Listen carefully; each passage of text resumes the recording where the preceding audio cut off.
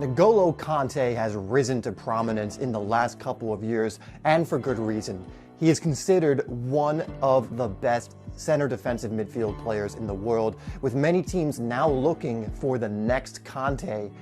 In this video, we are going over something that Kante does so well that allows him to be such a valuable player in the CDM position, and that is his ability to read the game so effectively.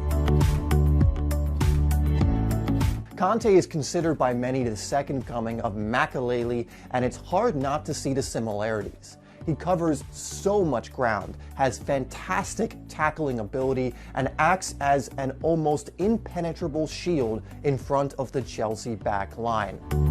But more than anything else, Kante is a smart player and reads the game better than most. Because of this, he is able to see things happening before they take place. So let's go over how he does it.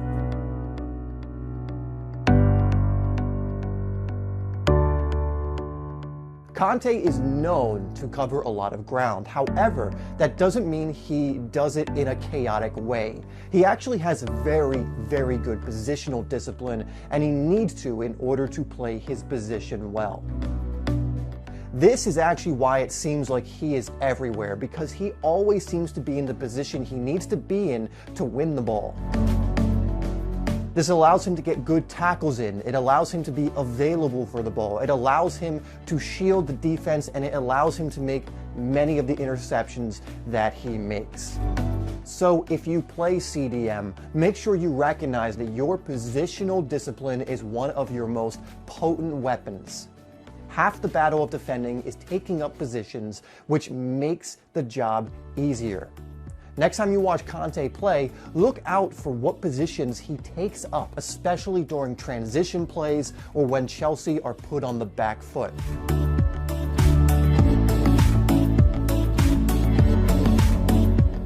One thing I've noticed about Kante is he is so clever with his tackling.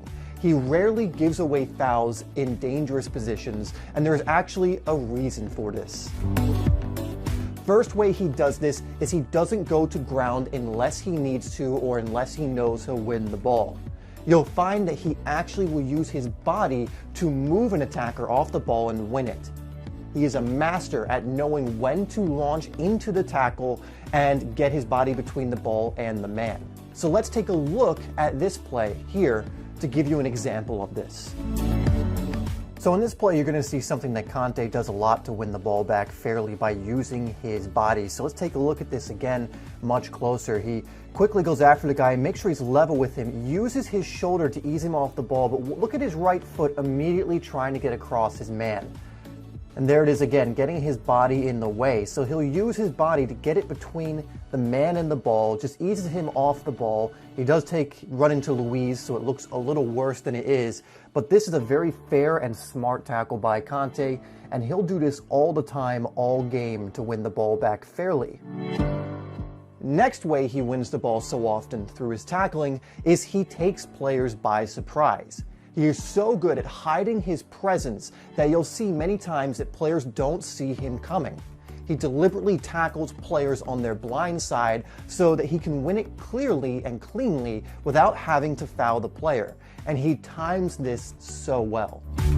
So here is an example of him doing exactly this. So here is an example of Kante defending a player on the blind side and getting a tackle in against Raheem Sterling. So we'll take a look at this very quickly, and you can see that he's going on the side that Sterling isn't aware of, and by the time Sterling does check his blind side, it's too late because Kante is already moving so quickly towards him that his momentum allows him to get a good position on Sterling and win the ball and poke it away. And Kante does this all of the time. He'll use this technique to, when another player is distracted, he'll come on their blind side and they won't see him coming, and that's how he's able to win the ball so cleanly so often without fouling a player.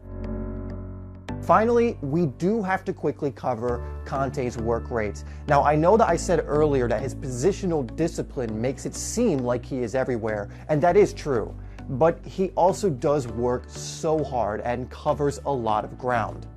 If a player beats him, he gets right back into position or goes after the player. He He's relentless and doesn't seem to stop moving all game.